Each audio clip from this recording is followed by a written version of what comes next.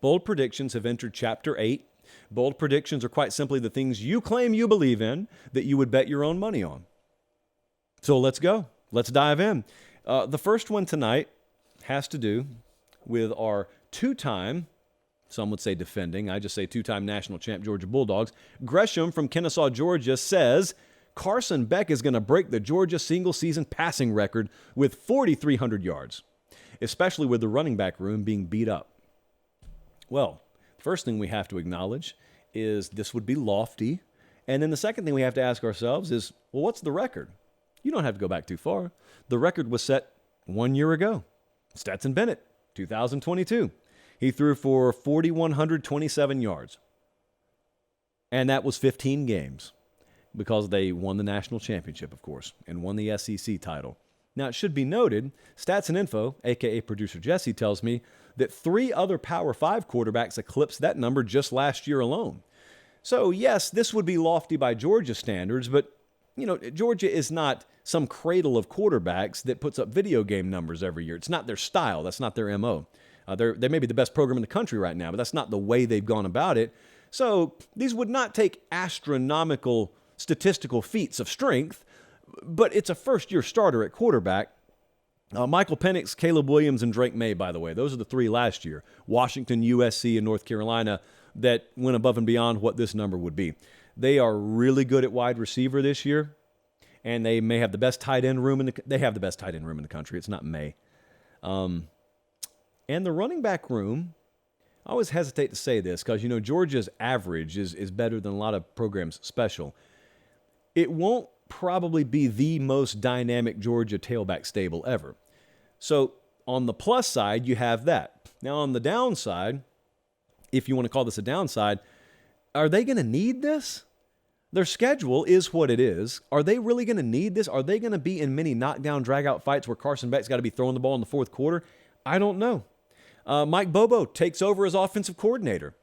Is that how he's going to approach things? I think that may be a little overblown. I think Bobo's fine as offensive coordinator. Georgia's defense, statistically third in preseason S&P+. So those would indicate to me maybe out of necessity even, or lack of necessity, this won't happen. I'm going to make this an 8.25. This is pretty lofty. Carson Beck's got a good arm, looked really good in the 8A game, still pretty lofty. 8.25 on the boldness scale. What about out in the Pac-12? Maxim Mayer. I hope that's his real name, from Vancouver. He's from Vancouver, Washington, Jesse. I thought that was in British Columbia. Maybe in some crazy world there's a Vancouver in both of those, province and state. Anyway, Maxim says in the Pac-12, no one is going to win double-digit games this year. Oh, there's also a side B to this. It's like Silver Springs on a side B on rumors. Travesty. He says Late Kick Tour is going to come to Eugene for Oregon versus USC. That's not a bold prediction, but that's not the real prediction we're talking about here. The first one is the prediction. No double-digit game winner in the entire Pac-12 this year. This is an 8.5 for me on the boldness scale. As has been noted many times, this is a paper-popping stat right here.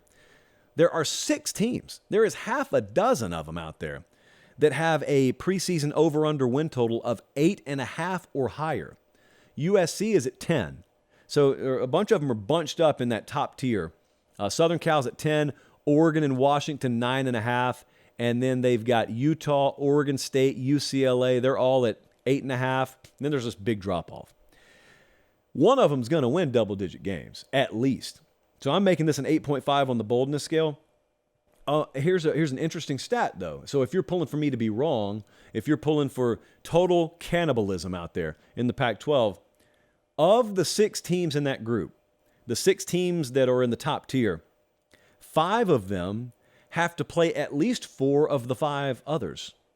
So that sounds really convoluted. It looks a lot neater on the piece of paper than it sounded coming out of my mouth. All that means is none of them dodge each other. They're all going to play each other. And so if you have a bumper car, cannibalism type scenario, and that's our quota for saying the word cannibal on the show. We like to keep it under 2.5 per show. If that were to be in the cards, you would assume, well, that just means they're all going to have to play each other. That's how that's going to happen. Yes, they do pretty much all play each other. And then you got Southern Cal playing teams like Notre Dame in out-of-conference play. Oregon plays Texas Tech in out-of-conference play. Utah has Florida, and Jesse, who do they have in week 2? Is it Baylor? Yeah. So the out-of-conference is pretty strong out there. Washington goes to Michigan State. Hope you guys have your streaming subscriptions ready, because that one's going to be, I think, Peacock only. It's one of the streamers only. Yeah, 2023. I don't buy into this. I think one of them is going to win double-digit games. Speaking of double digits, next up, Happy Georgia sports fan is predicting that Texas beats Bama by double digits. This is a week 2 game in Tuscaloosa. We have a line on the game. Bama is favored by about a touchdown, which is interesting because our buddy Tim Watts, who I'm not supposed to acknowledge the existence of anymore since he doesn't work here anymore, but it's okay. People have tuned out by now in management. He hit me up and asked me like 30 minutes ago, is there a line on that game yet? Yes, Timothy, there is. Bama is favored by 7. And Texas winning this game by double digits, obviously, according to Stats and Info, and according to the trusty late kick calculator, would mean you need like a 17-point deviation from the regular point spread, which sounds pretty, sounds like a tough ask, right? Except that it happened last year. Remember how this game was in Austin last year? I do. I was on the field. It was 150 degrees. But I did meet Bevo in his most vulnerable state. Do you know those animals, they got to do their business just like you and I do.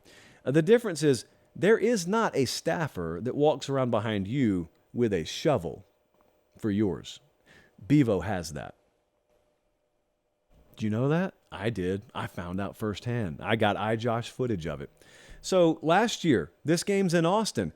Bama wins by 1. They were favored by nearly 3 touchdowns. So we had a deviation from point spread that big that day. Maybe it happens again this year. The difference, if it happens this year, is sound the alarms in Tuscaloosa. Because if Texas walks out of there with a 13, 14, 17-point win, it's, the world may spontaneously combust, because I just realized this. You would have, you know how you have 2 ships passing in the night? These would be 2 ships colliding in broad daylight.